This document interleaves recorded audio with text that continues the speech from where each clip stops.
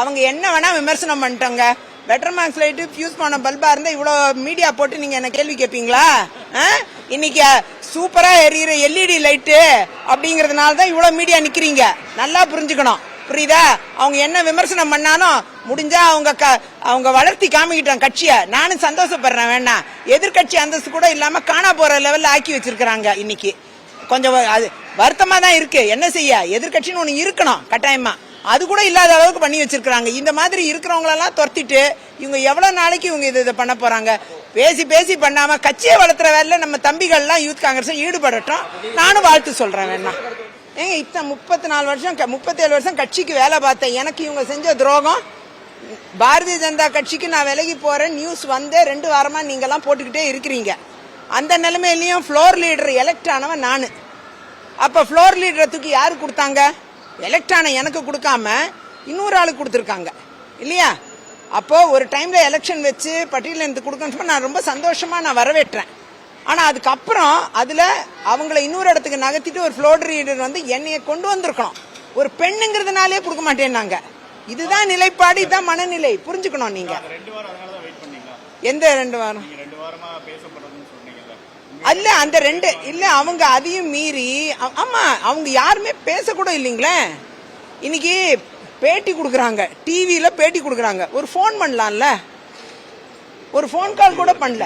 அதுதான் ஆமா அடுத்த இதுல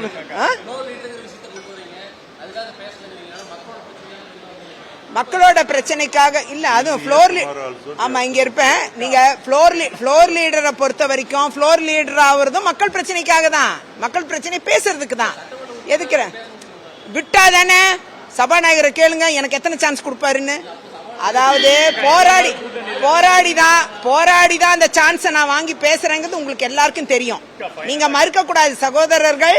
என்ன நீங்க நான் எவ்வளவு போராட்டத்துக்கு பிறகு எனக்கு சட்டமன்றத்தில் ஒரு சான்ஸ் கொடுக்கறாங்கன்னு உங்களுக்கு எல்லாம் தெரியும்.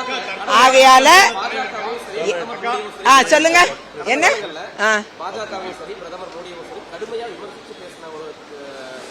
கிடையாது. என்னோட கிளிப்பிங்ஸ் எடுத்து கொடுங்க. இல்லையே, நான் இங்க பாருங்க, நான் வந்து காங்கிரஸ் ஆதரிச்சு பேசியிருக்கேன். இல்ல நான் வந்து அந்த நேரத்துல உள்ள நிலைப்பாட நிச்சயமா எடுத்திருக்கேன். அதெல்லாம் மாற்று கருத்துல நான் ஒரு ஸ்போக்ஸ் பர்சனா இருந்தவ. ஆனால் அதே நேரம் ஒரு தவறு நடக்கிறதுனா அதை தட்டி கேட்கிற இடத்துல நான் இருந்திருக்கேன் எப்பயுமே. ஓகேயா? அதனால இப்பயும் நீங்க வந்து என்ன வந்து மாறுபட்ட ஒரு ஆளா பாக்காதீங்க. தப்பு நடந்தா தட்டி கேட்பேன் எங்கனாலும்.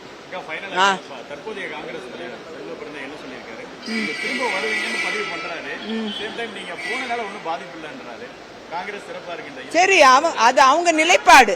நான் அதை ஒன்னும் சொல்றதுக்கு இல்ல. அவர் இப்பதான் தலைமை பதவி ஏத்திருக்காரு. அவரை நான் விமர்சனம் பண்ணி பாவம் கஷ்டப்படுத்த வேண்டாம். அந்த வகையில வந்து அது அவங்க நிலைப்பாடு. அவங்க சொல்லிட்டு இருக்கட்டும், எனக்கு பிரச்சனை இல்லை. என்னை பாரதிய ஜனதா கட்சி என்னை ஆதரித்து எனக்கு நல்ல முக்கியத்துவம் கொடுத்து எனக்கு மரியாதை கொடுக்கறாங்க. அது மட்டுமல்ல, மக்கள் தளத்தில் பணியாற்ற எனக்கு வாய்ப்புகளை தருவாங்க. அதுவே எனக்கு சந்தோஷமானதா நான் பார்க்கிறேன்.